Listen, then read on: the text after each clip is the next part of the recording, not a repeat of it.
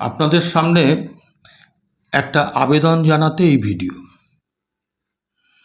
আমাদের দেশের এই মুহূর্তে সবথেকে বড় যে ঘটনা, সেই ঘটনার খবর আমরা আমজনতা সাধারণত জানতে পাচ্ছি না।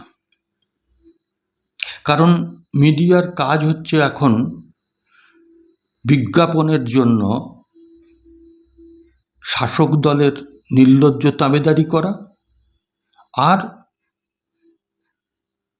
বিভিন্ন অপ্রয়োজনীয় মূল্যহীন খবরগুলোকে একটা রঙিন মোড়কে মুড়ে আপন মনের মাধুরী মিশিয়ে আমাদের সামনে হাজির করা, যাতে আমরা ওই সব খবর নিয়ে ব্যস্ত থাকি। কোন নেতার কোন পাঞ্জাবি পরে কোন সাংবাদিক মহিলাকে তিনি বিয়ে করছেন, গঙ্গাবক্ষে 4 হাত মেলাচ্ছেন, কোন নেতা এফুল থেকে ওফুলে যাচ্ছেন, ইত্যাদি এবং ইত্যাদি, এরকম নানাবিধ খবর আসছে। কিন্তু দিল্লির যন্তর মন্তরে আমাদের ভারতবাসী হিসেবে গর্ব করার বিষয় যে একজন প্রখ্যাত বিজ্ঞানী, দেশের জন্য, দেশের সেনাবাহিনীর জন্য যার বহু অবদান আছে, একজন বিশিষ্ট পরিবেশবিদ সোনাম ওয়াংচুক, তিনি অনশন করছেন আজকে, যে অনশনের 20তম দিন।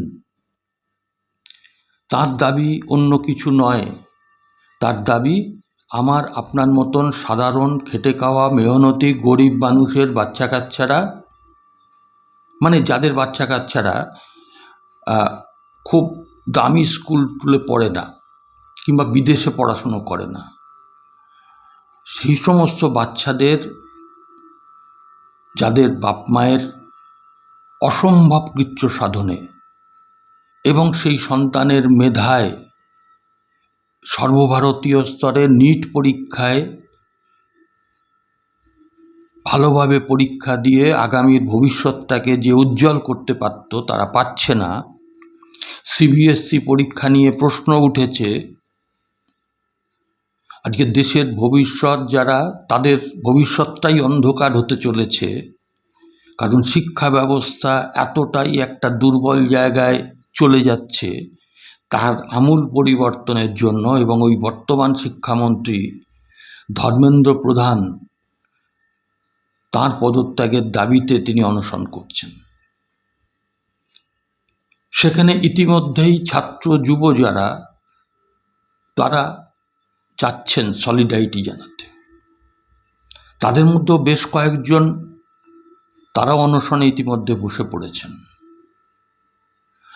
অনেক শিল্প জগৎ, বিজ্ঞান জগৎ, বিভিন্ন সাহিত্য, ক্রীড়া জগৎ, বিভিন্ন স্তরের মানুষ, তারা এসে সলিডারিটি জানাচ্ছে। বর্তমানে সোশ্যাল মিডিয়ায় প্রচণ্ডভাবে একটা প্রতিবাদের ঝড় উঠেছে সোনাম ওয়াংচুকের পক্ষে, কেন্দ্রীয় শিক্ষানীতির বিরুদ্ধে, কেন্দ্রীয় সরকারের বিরুদ্ধে। যদিও যে সমস্ত সোশ্যাল মিডিয়া শাসক দলের কথায় এবং অর্থে চলে, তাদের ব্যাপারটা ব্যতিক্রমী। তারা আমাদের মধ্যেই নতুন করে একটা বিশ্বাস করানোর চেষ্টা করছেন কষ্টকল্পিতভাবে যে সোনাম ওয়াংচুক হচ্ছেন চীনের দালাল, সোনাম ওয়াংচুক হচ্ছেন একজন ডিপ স্টেটের মানুষ, যে অভিযোগগুলোর কোনো ভিত্তি নেই। যাই হোক, এই সোনাম ওয়াংচুকের আজকে 20তম যে অনশনের দিন।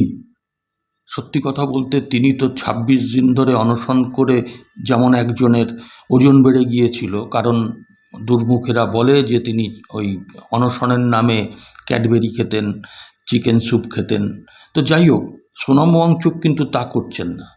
24 ঘন্টা তাকে পরিবৃত হয়ে করে রেখেছেন অসংখ্য আন্দোলনকারী এবং চিকিৎসকরা। তার শরীরের পরিস্থিতির অবনতি হচ্ছে, ক্রমশ দুর্বল হচ্ছেন। তার ব্লাড প্রেশার, তার সুগার, তার শরীরে অক্সিজেন প্রবাহ সব কিছু কমছে, পেশিতে বল পাচ্ছেন না, উঠে দাঁড়াতে পারছেন না, স্পষ্টভাবে কথা বলতে পারছেন না। আজকে তিনি পারতেন তার জীবনটা বিলাসবহুলভাবে কাটাতে, অনেক আনন্দে, তার স্ত্রী গীতাঞ্জলিকে নিয়ে বিদেশে থাকতে পারতেন, কিন্তু সমস্ত কিছু মোহত্যাগ করে শুধু ভারতবর্ষের শিক্ষা ব্যবস্থার উন্নতি এবং আমাদের দেশের ভবিষ্যৎটাকে উজ্জ্বল করার লক্ষ্যে তিনি এই অনশন করছেন। তো আপনাদের কাছে যেটা বলার সেটা হচ্ছে যে সোনম ওয়াংচুক অশক্ত শরীরে তিনি ওই তার অনশন মঞ্চ থেকেই বলেছেন যে আগামী 20 তারিখ ওই যন্তর মন্তর থেকে পার্লামেন্ট পর্যন্ত শিক্ষা ব্যবস্থার উন্নতি এবং ধর্মেন্দ্র প্রধান শিক্ষামন্ত্রীর পদত্যাগের দাবি নিয়ে শান্তিপূর্ণ একটা মিছিল করার জন্য। ইতিমধ্যেই বিভিন্ন জায়গায় যুবক যুবতীরা তারা প্রস্তুত হচ্ছে, অনেক সাধারণ মানুষ, আমারও পরিচিত বহু মানুষ, তারা দিল্লি যাচ্ছে 20 তারিখে ওই শান্তিপূর্ণ মিছিলে যোগ দিতে। এখন আমার শারীরিক কারণেই আমি পাচ্ছি না সেখানে যেতে, ইচ্ছা থাকা সত্ত্বেও। এবং সবথেকে বড় কথা, এই কয়েকদিন আগে আমি দিল্লি থেকে ফিরলাম একটি কাজ সেরে। আমি এই কারণে যেতে পারছি না 20 তারিখে, কিন্তু আপনাদের কাছে আমি অনুরোধ করব যে আপনাদের বিবেকের কাছে, যে আমরা কি এই সোনম ওয়াংচুকের সমর্থনে দিল্লি না যেতে পারি, আমরা আমাদের নিজের ঘরে বসে প্রতিবাদ করতে পারি না? হ্যাঁ, আপনি যদি প্রতিবাদ করেন তাহলে আপনি হয়তো দেশদ্রোহী তকমা পাবেন, কোট আনকোট, কিন্তু বিবেকের কাছে না, আপনি প্রকৃত সাচ্চা একজন দেশপ্রেমিক হিসাবে চিহ্নিত থাকবেন। আমি যেমন ঠিক করেছি, আমার বাড়িতে আমার ছোটবেলার 5 জন বন্ধু, আমরা ওই দিনটায় বাড়ির একটি জায়গায় বসে আমরা অনশন করব, প্রতীকী অনশন, সকাল থেকে সন্ধ্যে 6টা পর্যন্ত, কারণ আমাদেরও শরীর পারমিট করার ব্যাপার। আপনারা সুশৃঙ্খলভাবে একেবারে নীরবে প্রতিবাদ জানান। পারলে সন্ধেবেলায় আপনারা এর সমর্থনে একটা নিজের বাড়িতে মোমবাতি জ্বালান। আপনারা পারলে ওই দিন একটা কালো ব্যাজ ধারণ করুন। আপনারা পারলে, যদি শরীরে পারমিট করে, ডাক্তারের সঙ্গে অবশ্যই পরামর্শ করবেন, তাহলে একটু অনশন অন্তত নিজের বাড়িতে বসে করুন। নিজের সন্তানের সামনে আগামী দিনে তো চোখে চোখ দিয়ে বলতে পারবেন যে তোর বাবা একজন দেশপ্রেমিক, ভবিষ্যতের দেশের জন্য অন্তত এইটুকু আমি করেছি। আপনার সন্তান তো আপনার কাছ থেকে শিখবে। তাই আমি আপনাদের কাছে হাত জোড় করেই অনুরোধ করছি, আপনারা যদি আমার অনুরোধ রাখেন আমি কৃতার্থ হব। নমস্কার, আজকে এইটুকুই।